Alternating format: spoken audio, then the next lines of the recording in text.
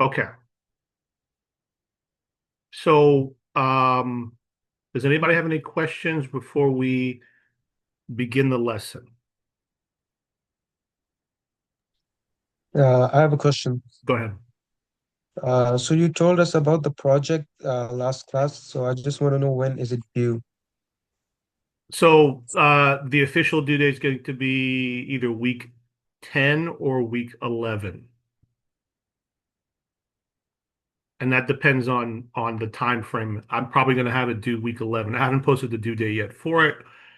But in the 11th week, in that week, you'd be able to deliver it. And then that would give you the rest of the semester to complete the second part of it, which is the actual the PowerPoint presentation and Thank you. the actual presentation. Thank So you. yeah, you're welcome. Any other questions before I start? All right. If you do, just shout it out and I'll continue. So we are going over manager roles, leadership and management this week as part of our lesson. If you have not, by the way, if you haven't taken the midterm, it's still open to take. It's under the most recent week. You'll see midterm. It's also under quizzes. Uh, take the midterm if you haven't. If you're still having problems with MyLab, Pearson MyLab, shoot me an email. I did get some emails from some students. Just make sure you're going into Brightspace, going to content, and then looking at the link I posted, the very, very beginning link I posted in under content, and that's the link to get into MyLab.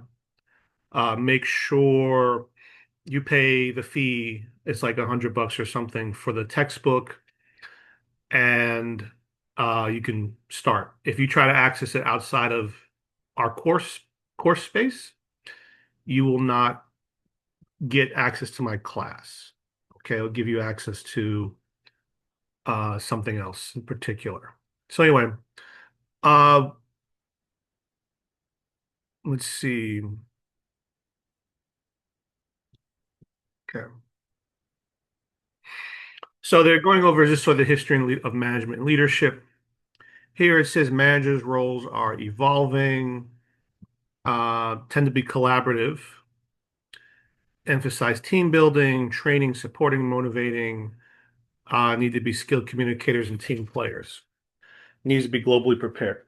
Now, the idea of leadership has, I wouldn't say changed too much over the years, in the more recent years, uh, but I would say a big problem sometimes with leadership is more so to do with the leaders themselves or the managers themselves actually doing the supposed role that's, I guess, requested. Just gonna plug my thing and give me 1 second.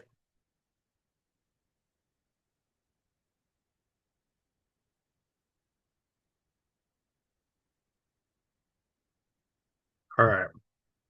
So you'll find that leadership and actually being a role of management or being a role in leadership can be rather difficult. Some people like the role because of the authority it gives them.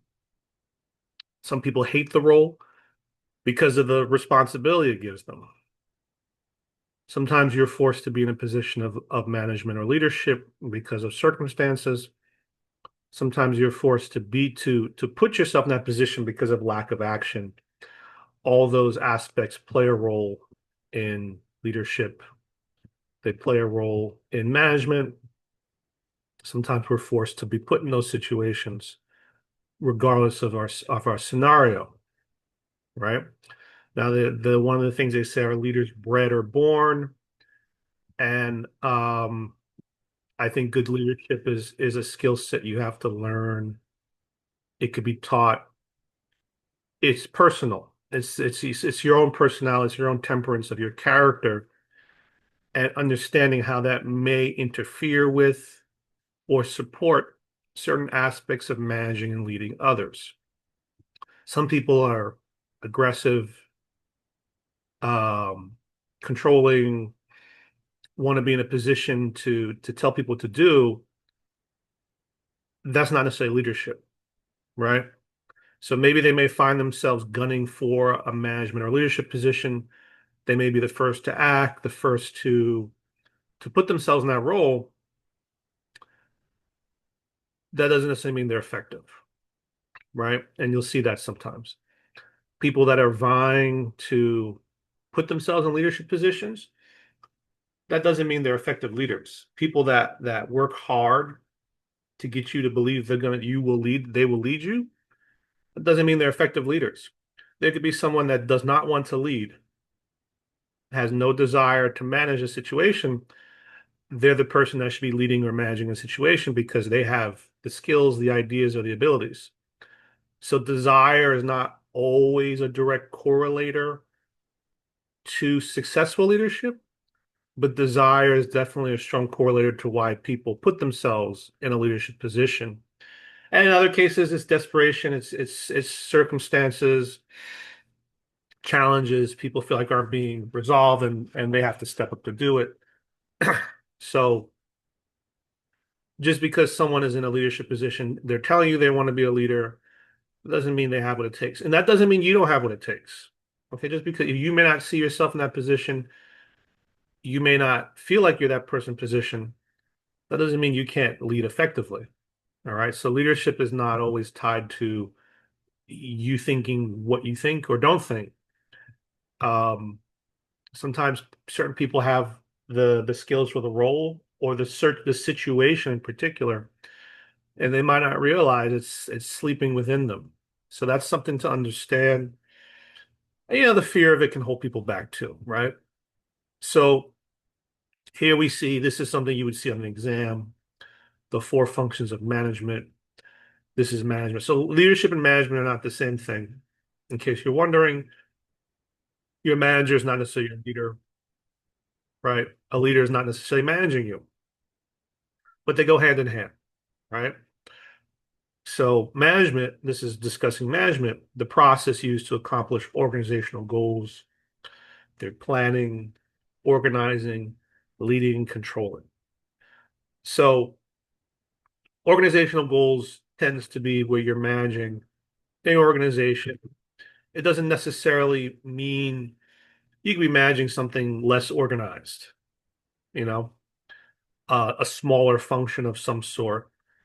The skills and virtues and signs still holds true. So planning something is a part of the function of management. Organizing is an important part as well.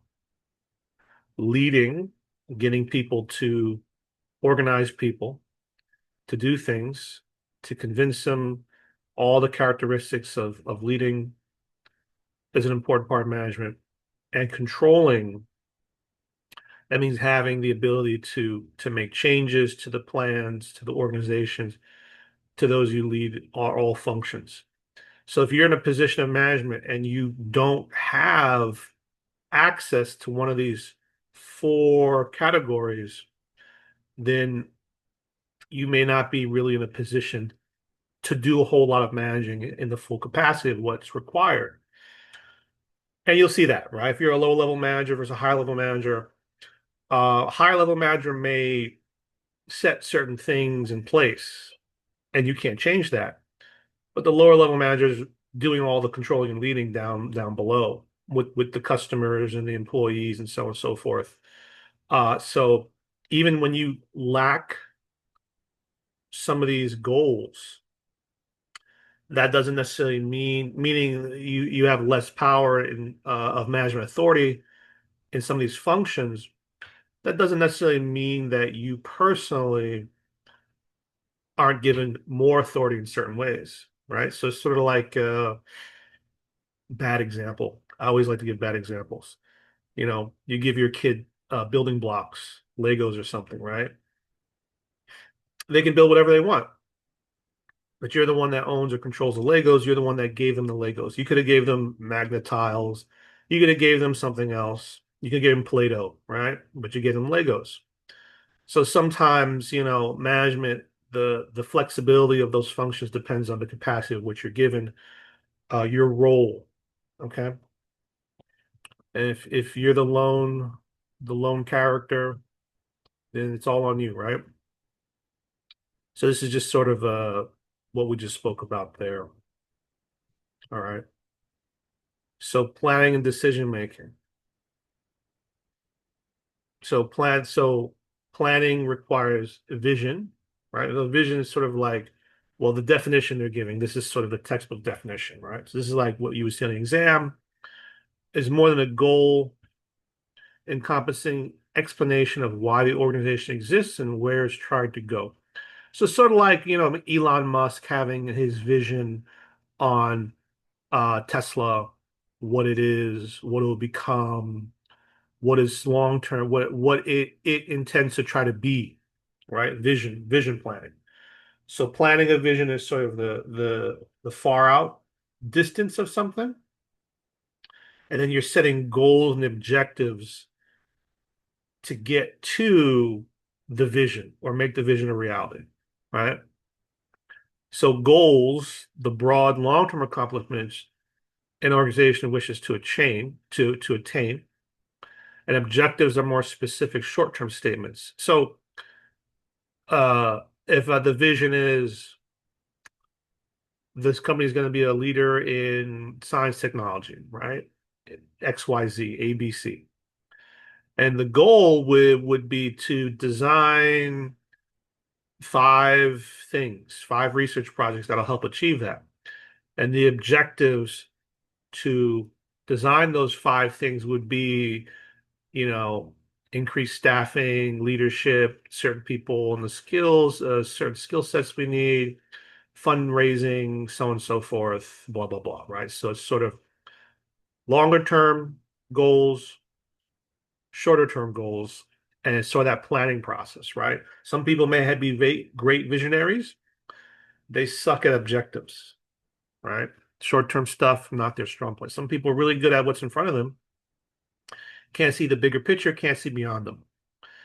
Those aren't bad things. Those are all strengths and weaknesses people may have. Sometimes it's good to have a team of people that can help to flesh out the vision, the goals and objectives, plain and simple, right? Rarely do you get the fullness of planning with just one mind.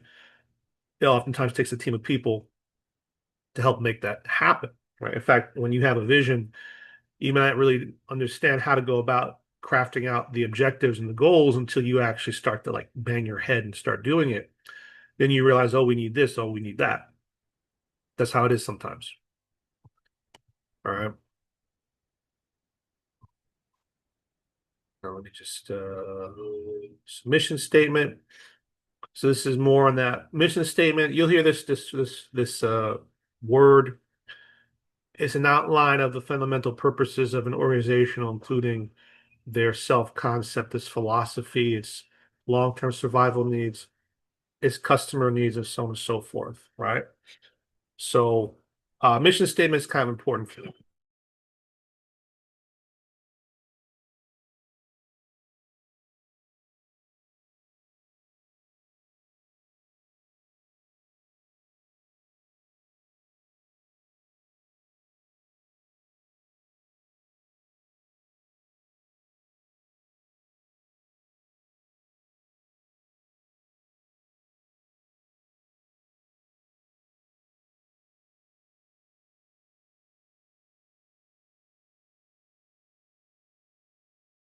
All right. So you'll see a lot of times companies post their mission statement.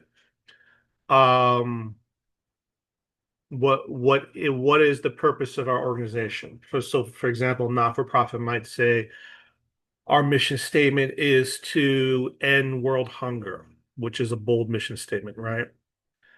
Uh, we do so by X, Y, and Z. We require, or we are in a process, or we are one of our goals, long-term goals is finding strategic partners to help us achieve this mission and donors and da da da da da, so on and so forth, right? So mission statement is sort of like, is your mission, right? What's your mission in life? what is that company's mission? Now, you'll see a lot of companies post a mission statement, and you have to ask yourself, is that really their mission, right? And then the question is their mission just to make a bunch of bucks? So depends, right? But a mission statement is considered a very important statement. It's the ethos of the character of what's driving the goals, the vision, the planning of a company. All right. You'll always see a company post their mission statement. It could be in their 10K, it could be in their website. It's a pretty standard thing. All right. And sometimes you can ask, what's your mission statement? All right. Planning answers. So, um, what is the situation? So these are our questions, two fundamental questions. What is the situation now? How do we get to our goal from here? Okay. So the second question is more, they use the word strategic. So that's short term. All right. Strategic, tactical. Those words, tactical, the word of tactical in particular pertains to sort of managing in the moment. That's the best way to put it. Strategically managing in the moment, tactical. All right. And they mentioned a SWOT analysis, which we discussed this earlier when we were going over your project. A planning tool used to analyze an organization's strengths, their weaknesses, their opportunities, and their threats. All right. So you use a SWOT analysis to sort of get an idea of where your strengths are, what your weaknesses are, and looking at the opportunities and threats gives you an idea of your tactical planning, right? Well, we're weak in this, but we're strong in that. This is an immediate opportunity. This is an immediate threat. What do you do? And then, those things can change, right? So SWOT analysis sometimes helps with strategic planning, tactical planning. It helps with gauging the landscape. And there's other ways to gauge the landscape too. So, you could do a Porter's five forces analysis, pest analysis, which PEST. They help you understand the political landscape, technological landscape, social, environmental. It just gives you an idea of what your environment is to make those decisions, right? And a lot of this, by the way, I don't want to say it's common sense, but it's just sort of the science of understanding how to plan, right? You go from longer term goals to short term goals to immediate, more tactical goals, and you plan from there. So you look at the bigger picture and you plan backwards. Can you do the opposite? You could try. You could sometimes you guys see what's in front of you in life first and then deal with that. But then are you going in the right direction? So the question is it better to implement a vision first, then go backwards? Or is it better to see what's in front of you, do short-term planning, and then try to figure out the vision as you move forward? And I wouldn't say there's a right or wrong answer to it because yes, you can argue the vision is more important because you have to know where you're going, right? If you fire a gun and you pull the trigger, got to know where your bullet's going, right? You got to know where you're pointing at. So if you're just looking at the tip of the barrel or what's right in front of you, you don't know where you're shooting. So, well, let me rephrase. If you look at your finger on the trigger, I should say, because you don't want to put a barrel to your face. But if you look at your finger on the trigger, so you pull it, so you know you can see yourself pulling the trigger, that doesn't necessarily mean it's pointing in the right direction. So there's an argument sometimes that it's important to have the vision planning first, and then you kind of work from there, so you know where your goal is, your long-term goal. I don't disagree with that statement. But what I will say is that it really depends on the circumstances. It depends on the information, the narrative, the problem. I would say the problem that you're trying to fix, the solution, all those things, and the environmental factors all determine what you can do or what you can't do, what knowledge you have, what knowledge you don't have, and then your resources too, right? So I think it's probably best to just if you have a goal, a long-term goal in mind, a vision, as they say, it's important to understand that sometimes the vision can change. It can course correct. Um, Things happen, right? So Uh, you do typically need to be able to have ideas of where you're going. So at the very least, if you don't have a clear vision, you have a clear goal of what you want to do. And then as you sometimes traverse the path, the goal and the vision can become more clear or change or manifest. So sometimes it's just unique to the journey of the solving the objective and the leadership and management role. And it sounds very life planning as well, because it sort of is, right? So we just went over the SWOT. This is a SWOT matrix. So, this is just for your reference: strengths, weaknesses, opportunities, threats. What are the opportunities? What are the threats? These are examples, right? So types of planning: strategic planning, tactical planning. We kind of went over this. Um, Contingency planning. I would say that I'm going to just touch on this contingency planning. Uh, a lot of people don't do contingency planning. That's sort of the plan A, do this. And then what about if plan A doesn't work? What's your plan B? What's your plan C? What's your plan D? So contingency planning, you'll see the word contingency used sometimes in business, instead of using finance. It's like a plan B or a plan C. Something doesn't work out. What do we do? You'll see like in real estate finance, sometimes they have a contingency fund, you know, in case you fund the project, or you calculate the cost of the project and everything, and the projected rent roll and what you're going to make and what it's going to cost to do everything. And then, well, what if it doesn't work out? Because it could definitely not work out, right? Especially in real estate. Things get more expensive, things don't, unexpected issues happen. You're not renting or making money according to what you thought. Your project is sitting there. Uh, plan The planning of certain things don't work out, like some permits didn't work out, or issues and delays and things of that sort. What is it? What's the contingency? Usually the contingency is just money, right? It's like, okay, well, this didn't go right. What does it cost to fix that? I'm not renting out all the units in my building. How much am I short by? What are my expenses, mortgage, utilities, taxes, maybe loan payments for build out? What is that shortfall? So contingency would be a contingency fund. How much money do you want to put away for things that can go wrong? Or in other cases, things to finish a project. The general consensus is that the more money you have, the less risk there is in anything you do, because it's usually a financial problem. It's usually a problem that needs to be solved with finances, right? Hire people, fix an issue, going to cost money. If it's time, going to cost money, right? Carrying costs, stuff of that sort.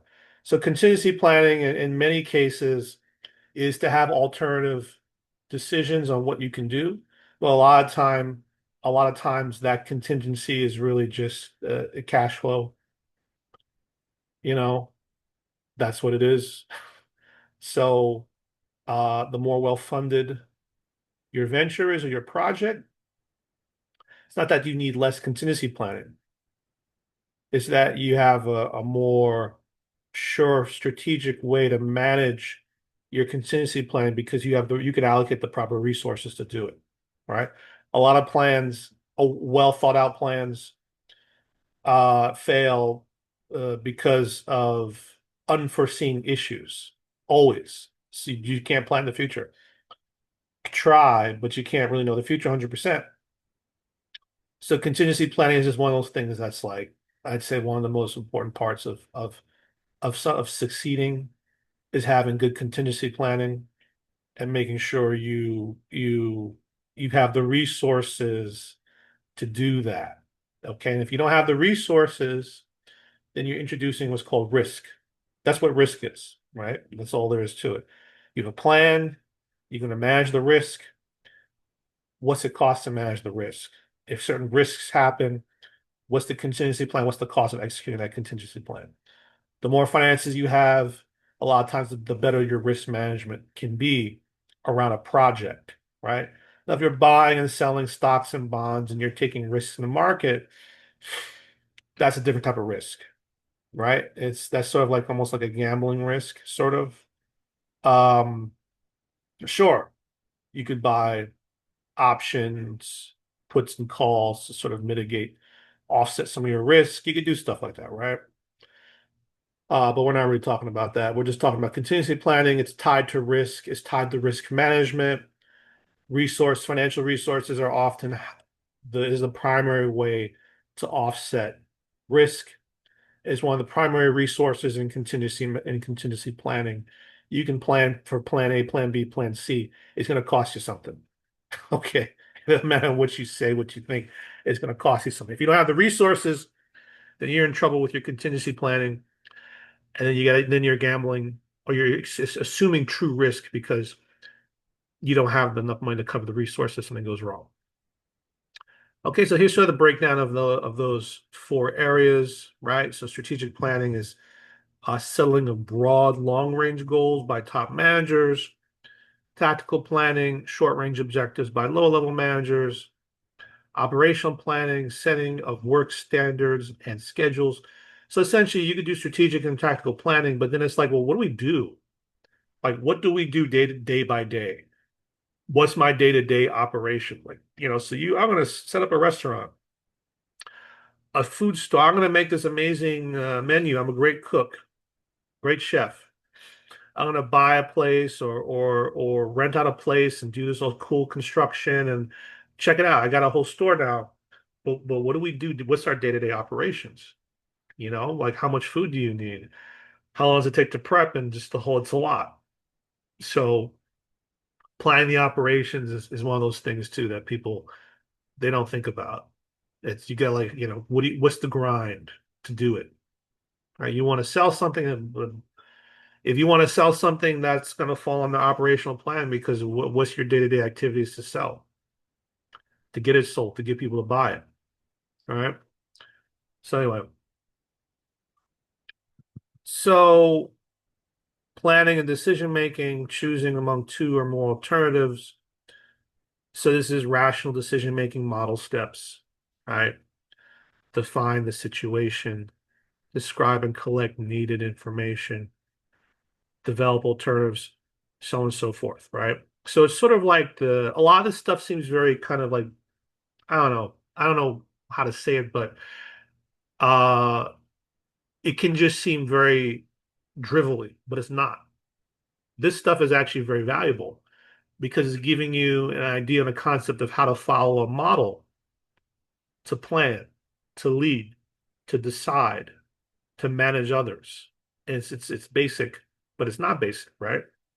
Because if you think about what's written here, define the situation is very important. Like, what the heck am I dealing with? Define it. Look at it. What is it? Okay, then you describe and collect the needed information. What do I need to know about the scenario? What information do I need? Right? So I use the example of you're doing a real estate project. What do you need to know? Right? Well, it's a mixed use X, Y, and Z building. It's got a mold. It's going to cost X amount of dollars to fix it. It's gonna, it can yield this much money. Well, what do we not know? Right? What information do we need to know to do a deal, to do a project, to manage, to lead, to achieve goals? Define the situation, collect the needed information, develop alternatives. So alternatives could be almost sort of like contingency planning in that way, right? But just, what are our options? What are our first steps, our next steps? Which one's the best? Okay. So then, do what's indicated, determine what decision was good. So this last one, number six, this is very much what they call referred as a pivot. If you make a decision, you plan a decision, you develop a strategy, you collect all this data, then you implement it and it doesn't work, right? What do you do? Sometimes a contingency plan, oh shoot, I didn't plan for that. Oops, right? That happens all the time. So how do you pivot, right? So you got to like literally quickly stop, realize what you're doing is wrong, stop doing it, figure out a new alternative path, change, shift, pivot. The slower you are to pivot, the more likely you are to fail. The quicker you are at pivoting, the more likely you are to succeed because it's impossible to plan for every single thing that can go wrong or can go right. You want to plan as best as possible. You want to be able to pivot quickly. How do you pivot quickly? Best way to pivot quickly is to just accept if something's failing and just let go and move on. All right, so it's an emotional decision thing. That's the pivot, the key to pivoting. Is this ain't working out? Let me go something else. And it's people, relationships, business, everything. Stocks, people that hold onto a stock, oh, maybe it'll go back up, maybe it'll go back up. It's like dump it, move on. Unless it's, like really something good. But you got to make that you got to determine the decision. So pivoting is a very important part. Uh, it's not a contingency plan, right? It's sort of it's a tactical situation. Okay, problem solve, brainstorming, come up with many solutions. So there's this techniques, right? PMI, listing all the pluses for a solution in one column, all the minuses in another, and the implications in a third column. This is actually good. You know, I was trying to figure something out. Uh, I thought I had everything figured out, but until I started to write it out, you start to see things differently. And it's not because your brain isn't working. It's just sometimes you have to present data and material differently to look at it. And then sometimes your brain just interprets information differently and comes to different conclusions. So sometimes brainstorming and doing a PMI, just writing things out differently, can help a group of people come to different decisions, find different alternative paths, or see problems or contingency issues they weren't thinking about. Right. So these are good techniques to do in a group or team setting. Uh, it's interactive, right? There's other things you could do as well, but that's just when you're in a planning decision making role, you're going to find sometimes that it's good to write things out, right?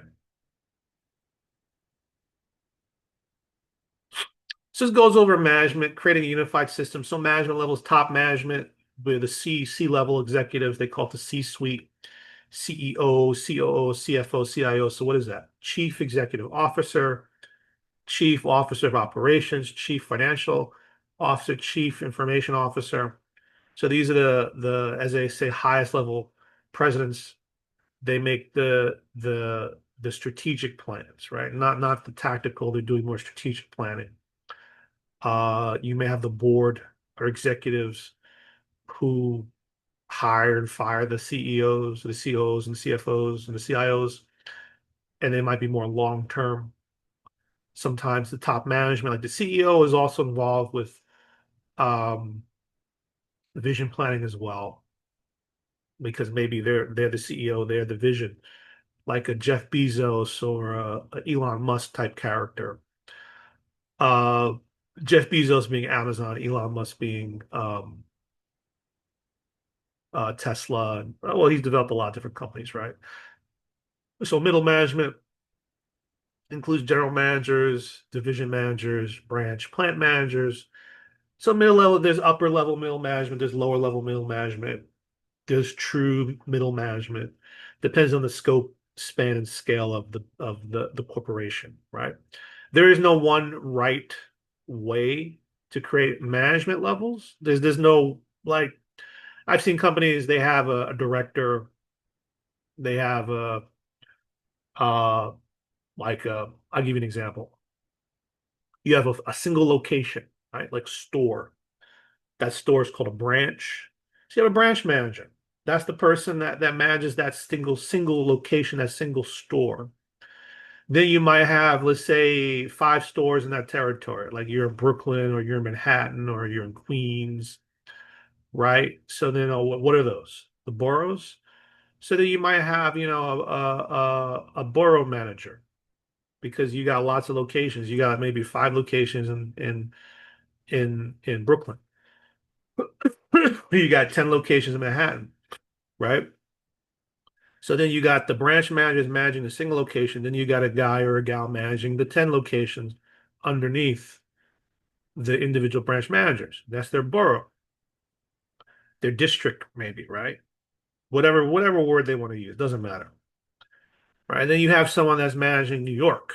So they're managing all the boroughs, the Brooklyn, the Bronx, the Queens, the Manhattan, and then the people underneath them, right? So that they could, but New York is big, New York City, New York State, right? So maybe you got two guys, New York State and then New York City.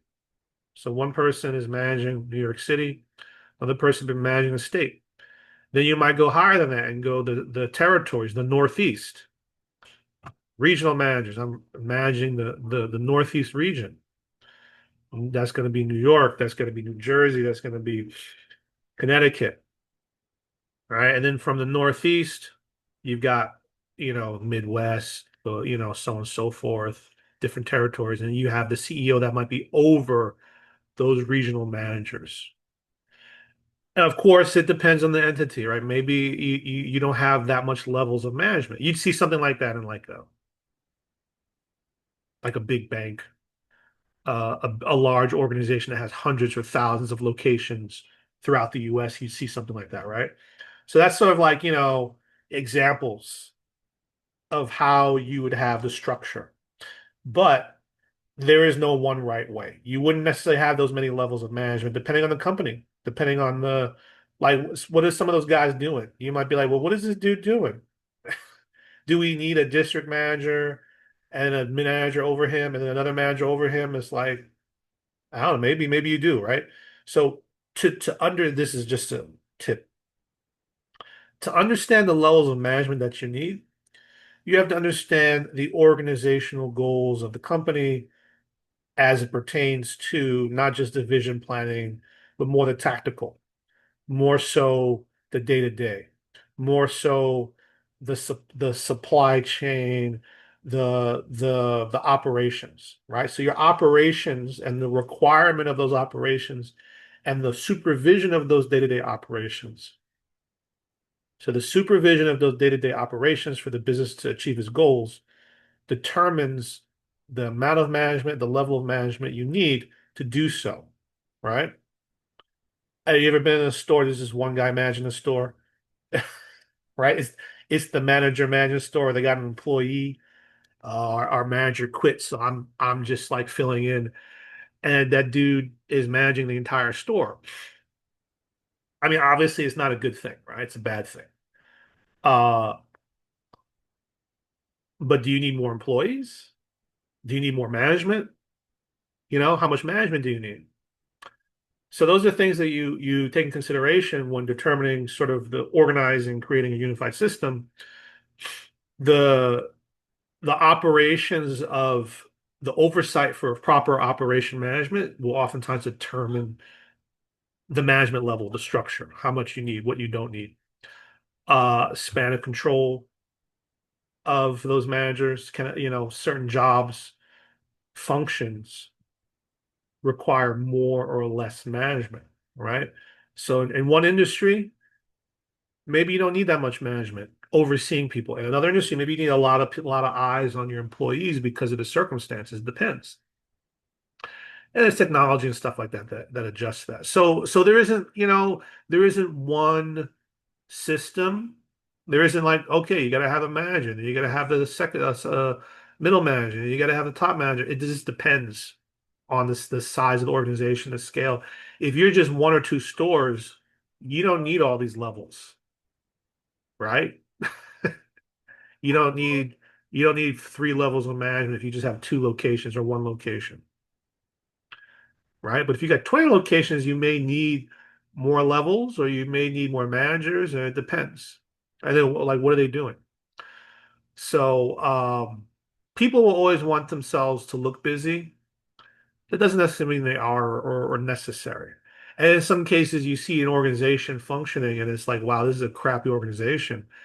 You wouldn't know till you're working there. You're like, wow, there's problems, right?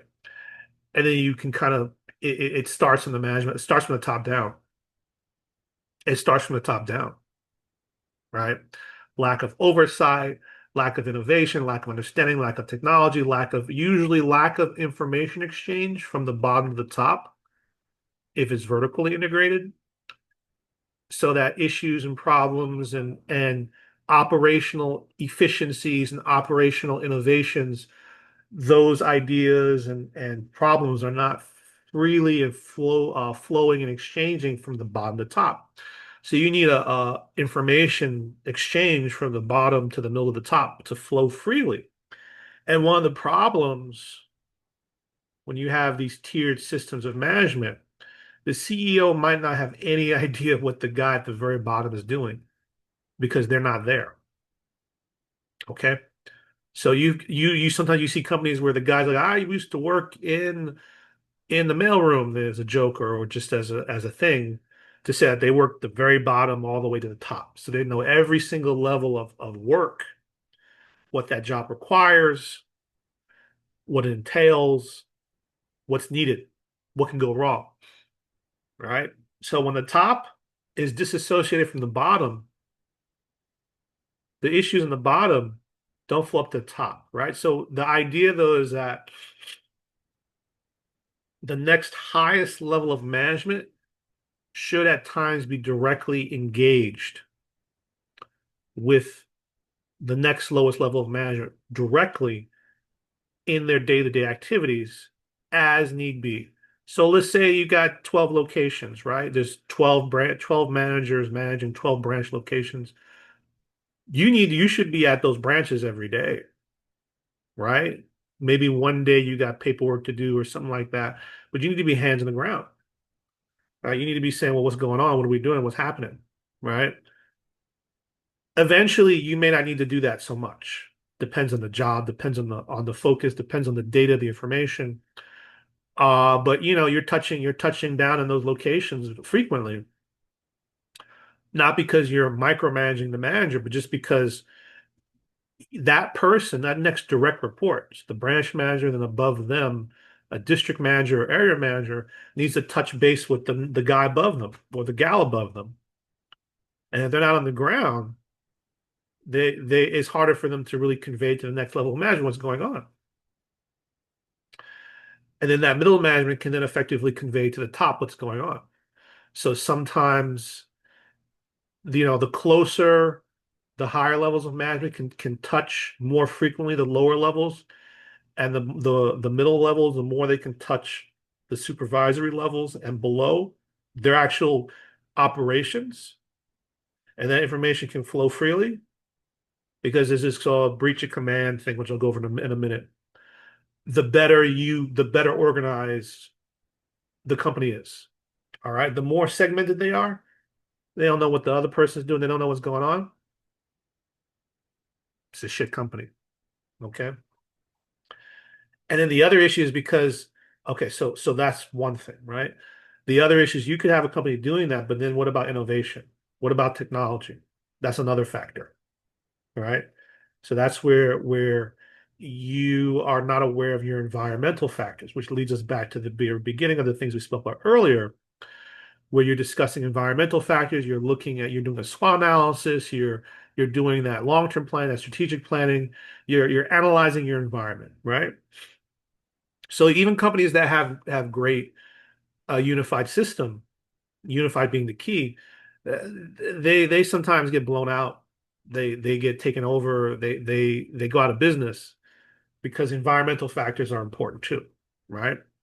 So are you doing something outdated? Should you be updating your systems, technology wise? Top management's the one that makes that decision many times, right? But what if the middle management or the supervisory management say, hey, I got a friend, they're working for a competing firm and this is what they're doing. Will that information flow to the top? Can it flow to the top?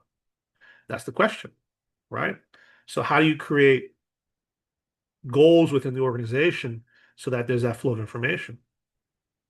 Can you really depend on top management to have that the expertise to always be outlooking? And organizations will have teams that just do that. If they're gigantic multi-zillion dollar companies, they should have teams that do that, right? So should, but not always. The more segmented a firm is, the less innovation, the slower they are to pivot, the harder it is to change. That's sort of the basis of that. Okay. And the other thing the last thing I want to mention is that these companies sometimes, especially with management levels, there's sort of you don't break the chain of supervision. So the supervising manager shouldn't go to the CEO and say, "Hey, I'm going to email the CEO." It's like, well, why don't you email your supervisor? And then why don't you email, why is the supervisor, like that's not a CEO problem. That's a supervisor issue. That's a middle management problem. I'm busy doing CEO things, right? So there's a chain of command where you focus on just your supervisor. If the supervisor's direct report, you don't go above a supervisor. But then sometimes you have to, right? So when do you go over your supervisor? When do you go to your CEO? So in theory, if you've got a unified system, you don't need to break command, right? That there should be a flow of information. And to be honest with you, and this is just completely honest, there should always be a way for a supervisor, a supervisory role to be able to say or voice issues that can at least be seen or read or understood by the top level. So a supervisor maybe is reporting to their middle, but then they're able to voice information that the top can see. That's the way it should be. All right. Some people might not agree, depends. The idea is you don't want to be disrupting levels of management, but you don't want to necessarily stifle your ability to connect, to see and understand what problems they're dealing with. And if you say that's a middle level management, let them deal with that. That's not good.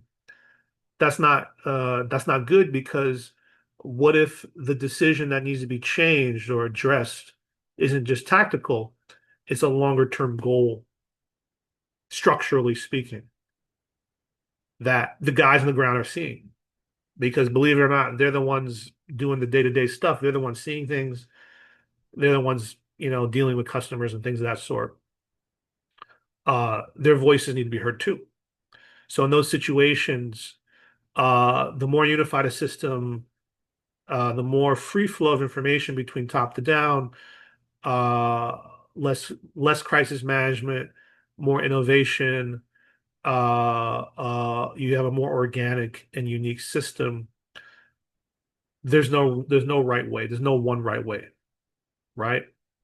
How many levels of management, how to do that. That's up to the organization to decide.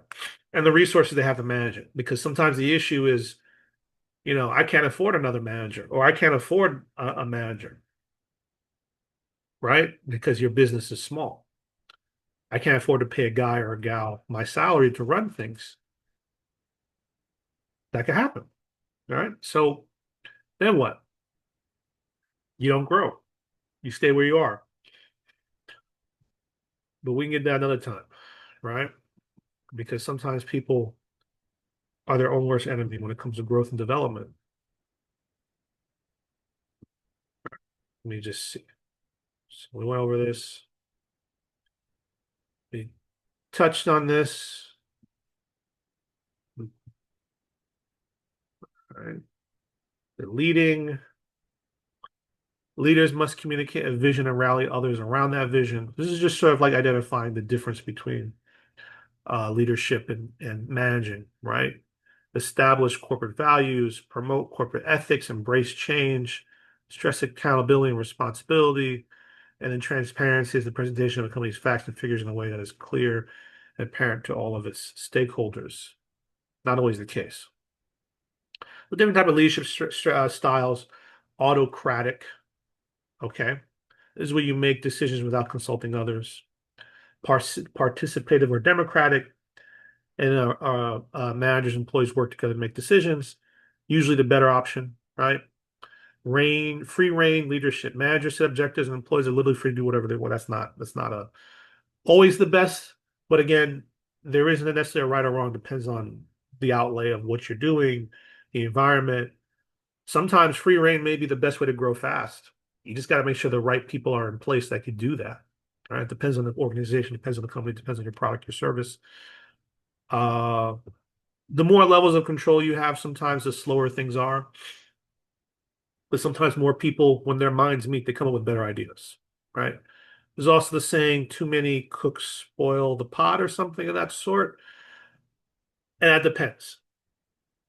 Because in that situation, you still have to have the leader sort of manage the cooks, right? Then you have a kitchen, which is different. You have a functioning kitchen. So uh that's usually the case where the things spoil is when there's a lack of clear leadership and distinction among all the minds thinking and working together. Okay. So empowerment, enabling. This is sort of like empowering. Progressive leaders give employees the authority to make decisions on their own without consulting a manager. These things sound nice, guys, but it depends on the role, right? You give someone free leadership over something, then they just abuse it. Sometimes it's not good to do that, all right? Sometimes you have to do that because that's their job. You got to do this. How do you manage that? How do you oversee that? Depends the role. All right. So, uh, finding the right information, keeping information in a readily accessible place, so on and so forth. I'm just going to skim some of this stuff here. Okay, control process. It says the whole control process is based on clear standards. Without such standards, the other steps are difficult, if not impossible. With clear standards, performance measurement is relatively easy and proper action can be taken. Okay. So you're seeing here sort of like a model. What is this model exactly? So we follow from 1 to 5. It says establish clear standards. So clear standards are like, what do we need to do? Like what has to be, what's the standard of the way things need to be done? All right. Then you monitor and record the performance. Well, how are we doing when we are trying to achieve those standards? Then you compare the results against the standards. Well, we did great or we didn't do so good. And then you communicate the results. This is what happened to whoever. And then you may or may not make corrective action. And then are the standards realistic? Is this realistic? Can we hit these goals? And you repeat the process. So this is a control process. This is sort of an integration between sort of like operational management and then sort of like the levels of management above to see if the day-to-day activities are operating properly. It's not a bad thing, it's a good thing. Control process helps you to not just say do what I say, but to say is what I'm saying working? And if it's not working, how do we fix it? Right? Are the standards the problem? Are the employees the problem? Is there something wrong? Is the control process. So I think this figure is important because it's sort of a operational. You can apply this to a lot of stuff. All right, how you operate and run a business. Uh, are your goals and standards achievable, measurable, realistic? And and one of the things here, the problem with the control process, guys, is the people. Okay, it's accountability. It's people telling you, "I'm not the problem," or "I don't like you telling me what to do," or "I established the standards, but that's the standards. Achieve it or not." I was working for a firm and they set these standards and they're unrealistic. They change them? Nope. Why not? Because the company couldn't afford to not achieve those goals. And if they did achieve those goals, then they'd be out of the red. But then if you're saying this is the goals we need to achieve and they're not realistically achievable, then like what do you do? Right? What changes do you make? So those are issues, right? Sometimes the issue could be so big, so ingrained in a problem in an organization, you might have to step back many, many pieces and look at every single piece, and do like a whole reorg structure. So I would say control process is great. Very rarely is it put into application properly because of levels of management, accountability, people's jobs. No one wants to say, oh, I'm the problem or I'm not the problem or whatever. So you need to have control processes in place that are non-judgmental, non-discriminatory, uh, maybe silent processes in place that are not known to others, but are reviewing data and information. And then changes can be made in a non-judgmental, non-critical manner. And then people just make those adjustments and changes because people don't like being critiqued. People don't like being told they're wrong. So that's one of those things. But anyway, so I'm going to end the lesson. Do you guys have any questions?